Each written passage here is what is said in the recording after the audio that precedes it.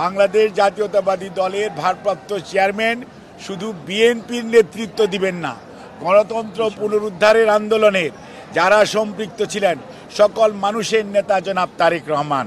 এবং আমি কয়েকদিন আগেও বলেছি, আপনারা দেখতে পাবেন যে কয়েক সপ্তাহ বলেছিলাম, ইনশাল্লাহ কয়েক সপ্তাহের মধ্যে ইনশাল্লাহ তারেক রহমান এসে বিএনপির নির্বাচনী প্রক্রিয়া নয়, গণতন্ত্র পুনরুদ্ধারের শেষ লগ্ন সেটির নেতৃত্ব দিবেন জনাব তারেক রহমান।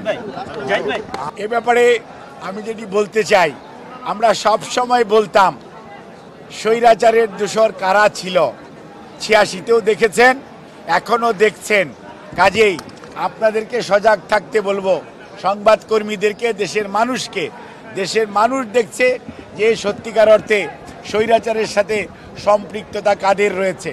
কাজে এই ব্যাপারে আমি নিজে আপনাদেরকে আর স্পষ্টভাবে বলার দরকার নাই, বাংলাদেশ জাতীয়তাবাদী দল জনগণের অধিকারের ব্যাপারে সোচ্চার ছিল, আছে, থাকবে। ধন্যবাদ। এই দলের ইতিহাস, এই দলের নেতাদের ইতিহাস কোনোদিনই জনগণের পক্ষে ছিল না। ওনারা প্রতিহিংসার রাজনীতিতে বিশ্বাস করে, ওনারা জনগণের ভালোবাসা অর্জন করার চেয়ে জনগণের উপর চেপে বসার রাজনীতিতে বিশ্বাস করে। ওনারা দেশকে মনে করে ওনাদের পৈতৃক সম্পত্তি যেমনি ইচ্ছা অমনি ওনারা চালালে দেশবাসী খুশি হবে।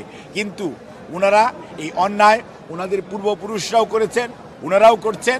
তবে একটি জিনিস মনে রাখতে হবে, শেষ বিচারের মালিক আল্লাহ রাব্বুল আলামিন, দেশের মধ্যে জনগণ। আসেন মাঠে, জনগণ আপনাদেরকে সত্যিকারতে কিভাবে প্রতিহত করতে হয়, প্রত্যাখ্যান করতে হয়, জনগণ জানে।